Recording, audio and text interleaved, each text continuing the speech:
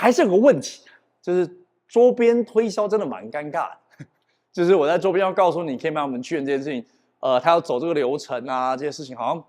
就是比较尴尬嘛。我们前面讲说过，现在大家就是不想情绪劳动，但也没有关系。我们现在在整合91APP 这边的推荐人的机制，它指的是什么？是系统上可以设定每一个店员都是独立的推荐人，然后让每个推荐人他自己都有自己的 QR code。那所以当他这个 QR code 甚至是用 NFC 是什么？它比如说是它的名牌，消费者手机靠近它的名牌或靠近它的点餐那个夹单，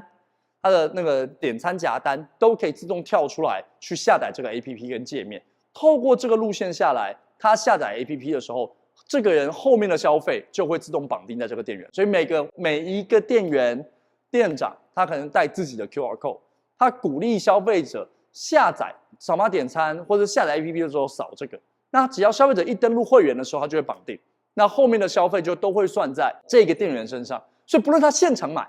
或者回家买，通通都还会算在这个人的业绩上面。所以创造出来的事情是，他当下这个人他要做的事情只有一个任务，请下载我们的 APP， 或者请在扫码点餐的时候登录我们的会员，只要他绑定了，后面他就可以交给再行销来处理。什么再行销？我们其实会把在扫码点餐的页面里面埋进 Pixel， 就是放入它的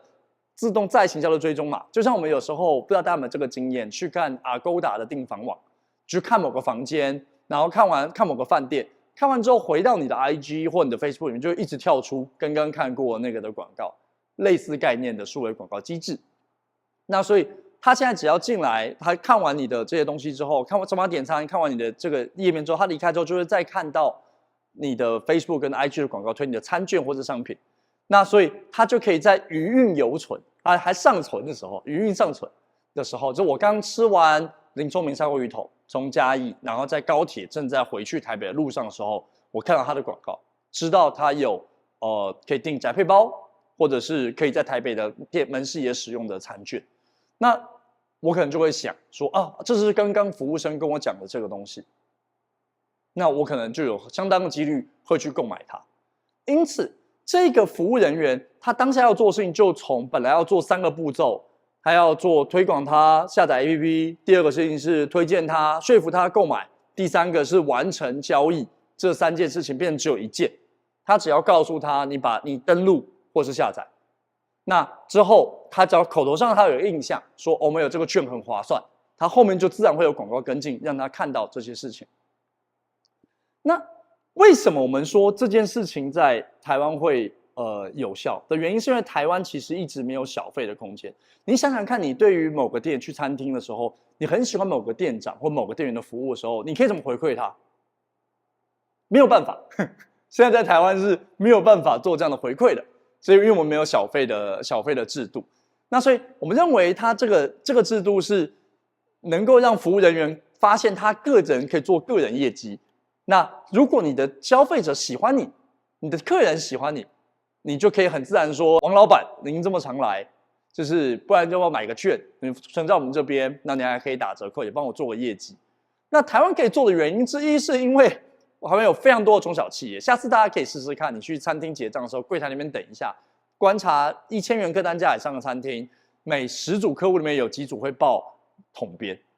很多其实是自己经营的公司，它也本身就有合法节税的需求，所以你能够先开立发票的就是礼券，其实是很有帮助的。反次下次还能用，而且可以报账，又可以拿来送礼或是给员工来使用，那购买的阻力就会大幅的降低。所以我们很多这个概念，我们这产品在发展的时候，跟不同的餐饮老板、餐饮集团在交流的时候，得到很直率的回馈。有人说啊，这就是小费，太棒了。那有人发现说，对啊。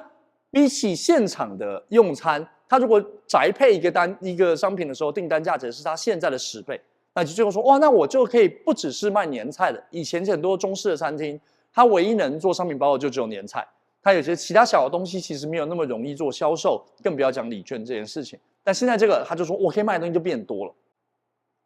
那我们再来看其他的例子，但这边有一个很重要的，为什么我们看其他例子是，我们可不可以让APP 下载这件事情再更主动，更让人自己想要做一点？那我们就来看看吉野家跟 Sukiya 日本的最大的那个冻饭的集团，他们真的把券这件事情是为了 coupon 用到了淋漓尽致。但不管怎么样，两边的使用方式，我们看到了一个简单的、一个清晰的逻辑，是他把消费者分成4个等级，分成4个阶段来做经营。第一个阶段叫做降低门槛跟拉新客，所以 Sukiya 做的事情是，它在自动结账，他们一直会发券，你下载 APP 就会发券，然后让你可以使用。但它的挑战只是说券太多了，我有很多个优惠券，我不知道怎么使用。但他们可以在结账的时候自动拉出来，哪一个券更方便。APP 这边的设计，一如我们在电商上的设计，你可以提供首购的优惠，第一次加入就得到了会员的 coupon。那这个可以是非常有效，因为我们已经实证过，在其他电商跟其他地方了，非常有效吸引他下载 APP 或者是采取第一个行为的来源，因为他只要下载，他才能获得这个 coupon。那这 coupon 可以你限定的使用方式跟内容，但对客人来讲并没有成本，他就可以获得。那到第2个层次，他拉新客跟降门槛做到。第2个层次是提高他的频次，把偶尔消费的客人变成更长的客人。那就 Sukiya 的做法是把来电的次数的倍率，你来电次数越多，你得到的点数跟回馈会成倍的成长。它有一个那个回馈比率，他想要让大家增加它的 frequency， 它的来电的频率。那我们这边的设计则是说，可以透过餐券的回购，你一次让他买3张5张，它就会提高他在旗舰里面使用的频率。然后点数的倍数啊，还有推荐人机制这些组合起来，鼓励他来做使用。然后一旦他的消费频率达到这个稳定之后，再来这第3个阶段，再把它再推到更高的消费频率的话，就是锁住他的钱包，其实就是让他储值啦。那所以吉野家它的是金卡储值，就多给你20%的回馈。那我们在谈的911解决方案，则是说像是储值券跟余额券，可以先开，让你把钱先存在这里，先购买。我们刚刚提到的是15% 的折扣，那一样是概念其实是相同的，那只是做法不一定完全一样，但是让他把钱放在这里，他就会更愿意回来消费。你面对真的很常来吃的客人，他的规格很高的时候，就是 Sukiya 推一个叫 Suki Pass， 就是买了每个月费，然后他用几次就可以回本。就是会员制，台湾其实也尝试过这个做法一段时间，说我们能提供会员制，每次消费都有折扣。那但这应该是要针对真的高端的消费的客群才能够有，你单纯只有这个订阅制的制度等级4存在是不行的，因为毕竟高频消费的客户是有限，所以你推广你的会员是这样的话是有限，你必须要刚刚1、2、3、4都有的时候，你不同消费频率的客人都可以参加，它才会更加的丰富。那9APP 这边是能够提供我们的支付是能够提供订阅制的，每个月定期的扣款，定期的扣款的话就可以定期的拿到，就是我们可以发给他余额券等等的做法，让他可以使用票券，每个月定期的金额300块钱可以抵500块钱的消费，让他可以一直得到像这样的内容。那所以我们在看的是这些东西加起来，我们减低服务人员的负担。从本来什么东西都要做到消费者可以自助，因此增加服务人员的余裕，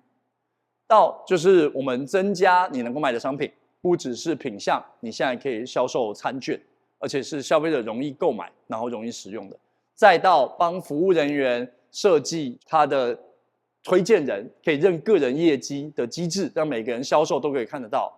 再过来帮他去增加他的数位行销的自动化再营销的工具，让他不用在桌边尴尬到满，他只要让他做单一的目标，让他下载 APP 就好。再到后面说去透过 coupon 多层次的 coupon 自动化的 coupon 的机制、折价券的机制，让消费者愿意下载 APP， 第一新客人愿意下载 APP， 然后跟后面的票券等等的方式，让他自主的透过这些机制来维持他的回购率等等的做法。我们看到的可能性是在没有新产品跟新通路的情况之下，营业额原地成长10%。那来源来自包含我们已经实证看到的扫码点餐里面的 AI 推荐点餐，能够提高10%到13%的营业额的原地成长，然后以及你的那些熟客，可能是在你20%做的熟客里面有了这些储值跟票券的功能之后，完全合法、完全自动化，不用人力介入管理、自动核对的机制之后，它的消费力可以提高30%到50%，那加总起来就是10%的营业额的上升的目标。那能让你的营业额能够更高，服务人员也更有热忱，那消费者的服务体验也就更好，就是我们看到餐饮科技的未来。所以9APP 的餐饮科技解决方案想提供的是 High Touch 的 High Tech。那我是9APP 的 Ken，那祝大家都生意兴隆。